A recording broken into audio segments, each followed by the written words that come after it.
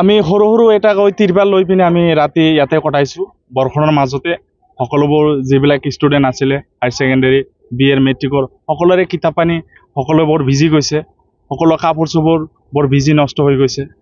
অনাহাৰে কটাইছোঁ।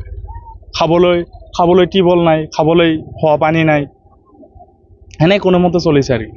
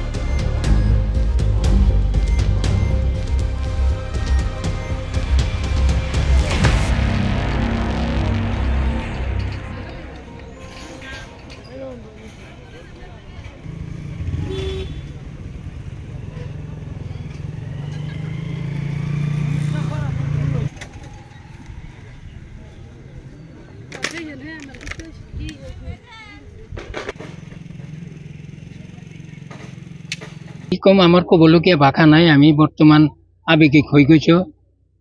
আমি বিশেষকৈ আমি আমাৰ অসমৰ সন্মানীয় মুখ্যমন্ত্ৰী সাহেবক এটা কথা অনুৰোধ কৰিছো। মুখ্যমন্ত্ৰী সাহেবে আমি শুনা পাইছো সিহঁতে আমি এই চুৰুৱাবাকৰা সন্তোষপুৰ চাপৰ সাৰ্কেলৰ অন্তৰ্গত এই বিলাসীপাৰা সমষ্টি জিলাৰ অন্তৰ্গত যিবিলাক মানুহ ইয়াত বসবাস কৰি আছো, আমাৰ গোটেই মানুহখিনি নদীৰ গৰাখহনীয়াত পৰা মানুহ।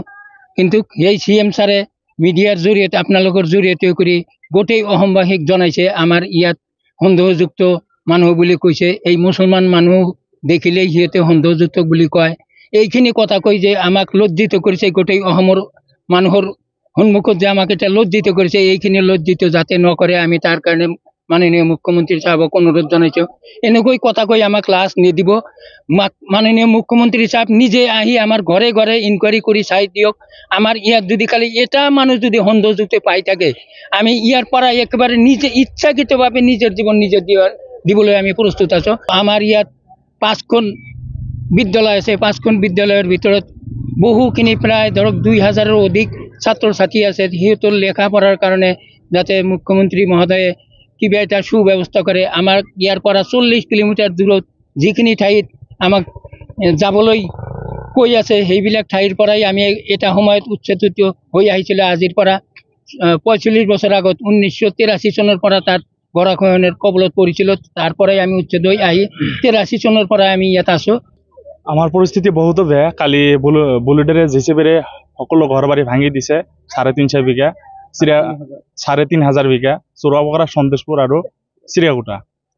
তো গতিকে আমি DC ছাৰ আৰু সাৰ্কেল অফিচাৰৰ ওচৰত আমি এটা দাবী জনাইছোঁ। আমাৰ যিটো ঘৰ বাৰী ভাঙি দিছে, ইয়াৰ পৰিৱৰ্তে যিটো আমাৰ বইজাৰালগা গৰাখহনীয়া এটা বইজাৰালগা নামৰ গাঁৱত এটা ঠাই দিছে, সেইটো আমাৰ ব্ৰহ্মপুত্ৰ নদীৰ ওচৰতে। সেইটো জেগাত আমি থাকিব নোৱাৰিম। গতিকে আমাৰ চাপৰ আৰু বিলাসীপাৰাৰ ওচৰতে আমাক ভাল এটা যিখিনি মাটি দিক ভাল এটা জাগা দিবলৈ আমি অনুৰোধ জনাইছোঁ। আপুনি বিচৰা বাতৰি পাব কেৱল নিউজ 18 এপত। নিউজ 18 এপ ডাউনলোড কৰিবলৈ স্কেন কৰক এই QR কোড। গুগল প্লে ষ্টৰতো পাব এই নিউজ 18 এপ।